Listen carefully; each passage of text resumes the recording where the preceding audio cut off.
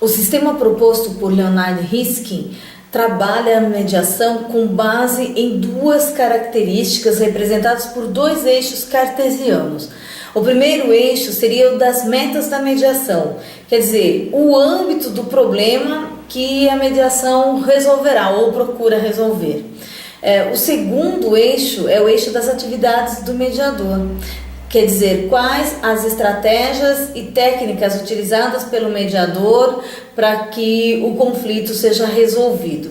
Então, esse eixo, quando fala do eixo das metas, que mede então o âmbito do problema, significa a definição do problema, a definição em sentido restrito, né, do mais simples ao mais complexo, que seria o amplo. Por isso é cartesiano. Então, o eixo começa aqui naquilo que seria um problema mais restrito, mais simples, como, por exemplo, qual o valor que deve ser pago, passando pelo problema de média complexidade, aí já trabalhando no interesse das partes, né, até chegar na definição ampla do problema, que pode envolver, inclusive, uma comunidade. E aí, quando se fala do eixo da definição do problema, das metas da mediação, a gente passa também para o segundo eixo, que é o eixo das atividades do mediador. Quando a gente fala de atividades do mediador, é importante fazer a diferenciação. O nosso sistema, ele faz realmente essa diferenciação entre o papel do mediador avaliador, que ele adota estratégias e técnicas que buscam avaliar os assuntos relevantes à mediação, e o papel do mediador facilitador, que adota estratégias e técnicas que facilitam a negociação entre as partes. E aí, quando a gente fala desse eixo das atividades do mediador, nós temos que considerar realmente as diferenças entre um eixo e outro. No papel do avaliador, ele estimulará as partes a aceitar acordos, sejam acordos restritos ou amplos, a partir das posições. Ele também pode até propor acordos, a partir das considerações a respeito das consequências de um não acordo, avaliando quais são os pontos fracos e fortes dos fatos que as partes trazem para a mesa de mediação, e também ele facilita a promoção da conscientização dos interesses daquelas partes. Tudo isso o avaliador, ele faz uma avaliação do que está acontecendo ali a partir daqueles fatos narrados, daquelas propostas que são apresentadas, ou ele mesmo apresenta propostas. Agora, o papel do mediador facilitador é um pouco diferente. Na verdade, ele auxilia as partes a avaliar as propostas que elas mesmas apresentaram. Ele não apresenta propostas.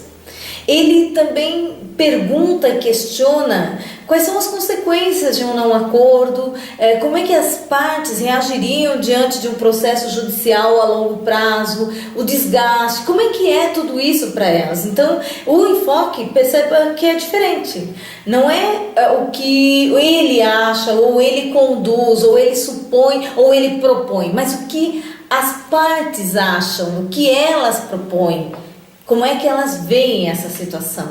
Então, a principal estratégia do mediador facilitador é auxiliar que as partes entendam os próprios interesses, não só as posições, quer dizer, aquilo que elas dizem que querem, mas o que realmente elas querem.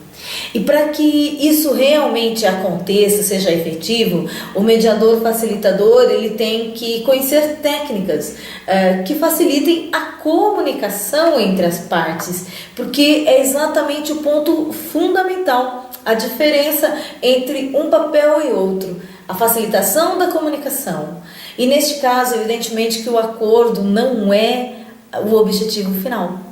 Ele pode até acontecer, mas o importante, na verdade, é o restabelecimento da comunicação, que as partes, a partir dos interesses, não das posições, dos interesses, aquilo que elas realmente querem, elas deem as suas propostas, elas façam sugestões para resolver aquele conflito.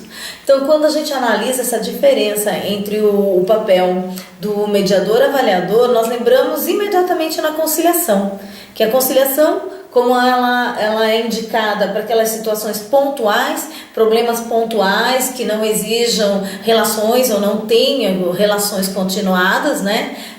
Vínculos duradouros, digamos assim, para o futuro, e a mediação, que exige exatamente o papel do mediador facilitador, porque ele não decidirá, ele não dará nenhuma sugestão para que as partes resolvam, mas ele facilita, através das técnicas e estratégias, que as partes percebam o que é melhor para elas, que elas conversem e cheguem, se elas assim entenderem, a um acordo que seja bom para ambas.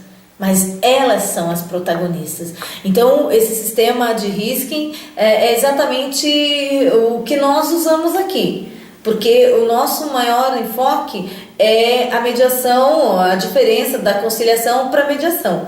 Claro que em alguns países não existe essa diferença, né? Conciliação e mediação é uma coisa só, mas aqui optou-se por fazer essa diferenciação. Então é importante entender esse sistema de Riskin, das diferenças entre conciliação e mediação. Conciliação, papel do mediador, avaliador. Mediação, papel do mediador, facilitador.